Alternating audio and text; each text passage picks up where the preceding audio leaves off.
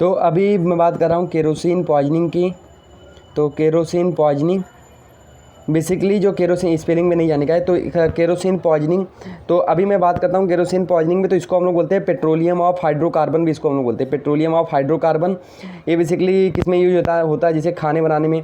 और basically poisoning कैसी होती है, बेसिकली एक्सीडेंटल होती है। एक्सीडेंटल जो घर में रहता है तो बच्चे लोग उसको पी लेते हैं, तो चाइल्ड में मोस्ट कॉमन होता है। इसका जो फीटल डोज होता है, फीटल डोज जो होता है इसका वो 30 ml होता है। और फीटल पीरियड कितना होता है, वो 24 आवर होता है। मतलब 24 आवर में अगर ट्रीटमेंट नहीं किया तो वो बच्चा मर जाता है। तो ये हो गया एक्सीडेंटल इसका होता है। अगर एडल्ट में बात करें तो एडल्ट में बेसिकली सुसाइडल ही होगा। तो इसमें हम लोग इसमें डोज क्या होता है 50 to 100 ml इसमें फीटल डोज होता है। फीटल पीरियड सेम ही है, ऑलमोस्ट सेम ही फीटल पीरियड। उसके बाद ये हो गया। अब हम लोग इसका मैकेनिज्म, अब इसका वो देखिए तो कैरेक्टरिस्टिक, तो एक कैरेक्टरिस्टिक ऑर्डर होता है इसका, कलरलेस होता है ये नॉन विस्कस होता है। बेसिकली कैसा होता है ये नॉन विस्कस। और ये बेसिकली कैसा होता है वॉलेटाइल होता है, वॉलेटाइल होता है, ये वॉलेटाइल होता है। तो बेसिकली इसका मैं बात करूँ तो कैसे काम करता है। सपोज ये पेशेंट ने लिया तो यहाँ पे अगर उसके ईसोफेगस से गया तो यहाँ पे भी क्या कराएगा, बर्निंग। तो हर जगह ये जीआईटी की बात कर रहा हूँ, तो सबसे पहले जीआईटी की बात कर रहा हूँ, तो यहाँ पे बर्निंग कराएगा, ओरल कैविटी में बर्निंग कराएगा, स्टमक में बर्निंग कराएगा, एब्डोमिनल पेन कराएगा, एब्डोमिनल पेन कराएगा और बर्निंग कराएगा माउथ से लेके स्टमक तक। उसके बाद बात करूँ तो अभी मैं बात करूँगी रेस्पिरेटरी सिस्टम। तो सबसे ज़्यादा इसका रेस्पिरेटरी सिस्टम में होता है क्या काम, तो क्या करता है सर्फेक्टेंट, जो सर्फेक्टेंट होता है उसको क्या कर देता है, डिक्रीज कर देता है। सर्फेक्टेंट डिक्रीज कैसे करता है, जो कि न्यूमोसाइड सेल होती है, न्यूमोसाइड 2 सेल होती है, उसको क्या करता है, डैमेज कर देता है।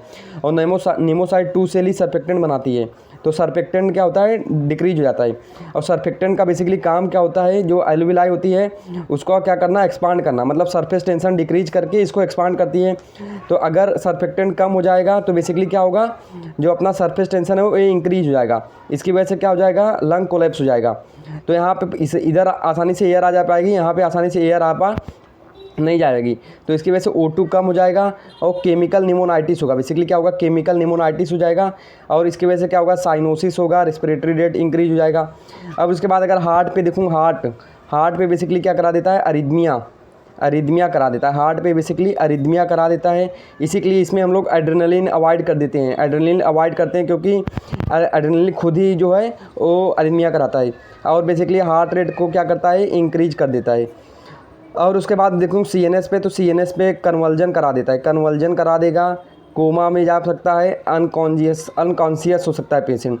इसके बाद मैनेजमेंट की बात करूँ तो कोई इसका एंटीडोट नहीं है, एंटीडोट इसका कोई नहीं है। इसके बाद हम लोग इसमें गैस्ट्रिक लावाज ये भी नहीं करते, एमिसिस ये सब भी नहीं कर सकते, क्योंकि अगर ये सब करेंगे गैस्ट्रिक लावाज एमिसिस करेंगे तो फर्दर सर्फेक्टेंट डैमेज होगा। क्योंकि वोलेटाइल नेचर के होने की वजह से ये बेसिकली क्या करता है, स्टमक में आके लंग में पहुंच जाता है वोलेटाइल नेचर की वजह से। इसमें हम लोग सिम्टोमेटिक देंगे, ABC एयरवे, ब्रीदिंग और सर्कुलेशन मेंटेन करेंगे।